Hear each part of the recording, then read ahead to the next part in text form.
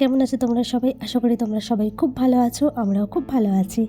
তো আমরা আজকে যাচ্ছি একটা মেলাতে, খুব ফেমাস মেলা বর্ধমানের, সেখানেই যাচ্ছি। আজকে যাব, কালকে যাব করে আর যাওয়াই হয়নি।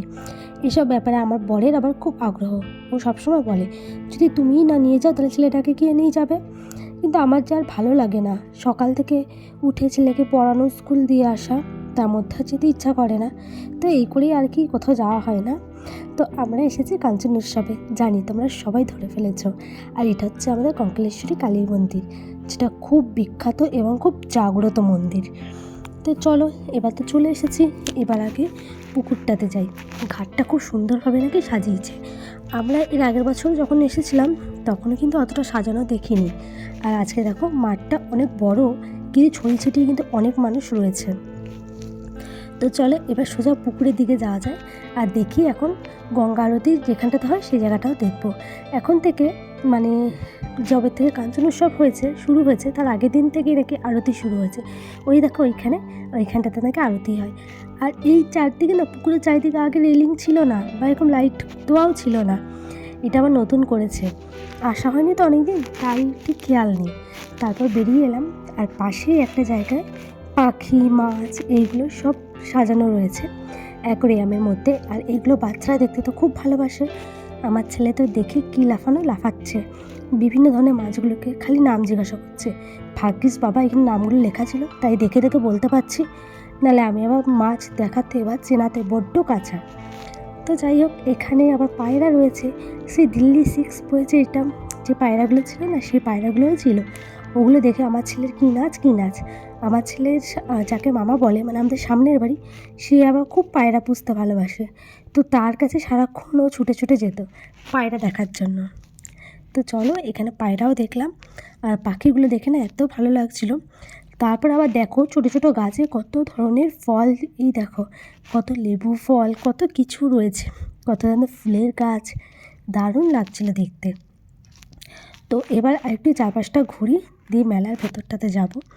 আর এখানে আমার বর ডমিনোস দেখতে পেয়ে গেছে, তো একটু গল্প করছে বন্ধুদের সাথে। তারপর আমার ছেলে তাকে আবার টানতে টানতে নিয়ে যাচ্ছে, কি না তাকে একটা খেলনা আগে কিনে দিতেই হবে।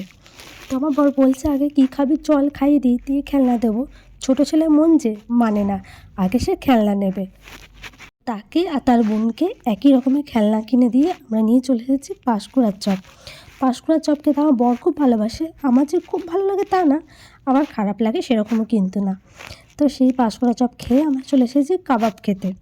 কাবাব খেতে আমার আবার খুব ভালো লাগে, আমার ছেলেরও তাই, কাবাব খেতে খুব ভালো লাগে। তাই আমরা কাবাব খাওয়ার পর আমার ছেলে আবার বলছে আইসক্রিম খাবো। মানে ও মেলায় ঢোকার আগেই ও বলেছে যে আমাকে কিন্তু আগে একটা আইসক্রিম কিনে দেবে। গায়ে সোয়েটার রয়েছে কিন্তু আইসক্রিম চাই। তো যাই হোক, বাচ্চার সাথে মা ফ্রি, তাই বাবু একটা নিয়েছে, আমি একটা নিয়েছি। আইসক্রিম খাচ্ছিলাম, তারপরে ভাবলাম আর বসবো না, উঠে যাব, বাড়ি চলে যাব।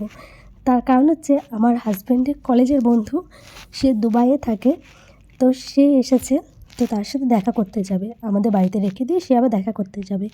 এরই মধ্যে শুনছি যে রূপকুমার রাঠোর যিনি আসবেন, তিনি চলে এসছে। এবার তিনি কিছুক্ষণের মধ্যে স্টেজে উঠবে।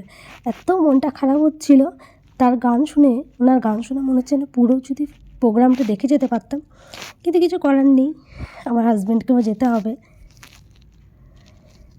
তো এর জন্য একটুখানি শুনি, তারপর চলে গেলাম। আমার হাজব্যান্ড বলছিল তাহলে আমি স্কিপ করে দিই প্রোগ্রামটা। আমি বললাম না, তুমি যাও, তোমাদের এতদিনকার বন্ধুত্ব।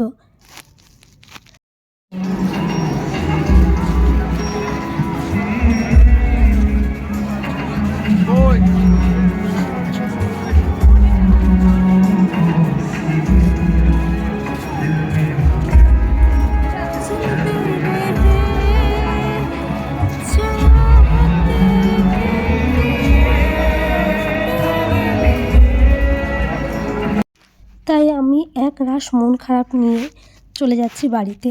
সবাই মেলার দিকে যাচ্ছে আর আমরা বিপরীত দিকে যাচ্ছি, মানে বাড়ির দিকে যাচ্ছি। তো মন খারাপ দেখে বড়াও বললো চলো পাঁপড় কিনে দিই। এই পাঁপড় আমার মাও খুব ভালোবাসে খেতে। তো পাঁপড় নিয়ে বাড়ি চলে যাচ্ছি। আর ব্লগটা এখানেই শেষ করলাম। যদি ব্লগটা ভালো লেগে থাকে প্লিজ একটা লাইক করে দিও, চ্যানেলটা সাবস্ক্রাইব করে নিও। বাই।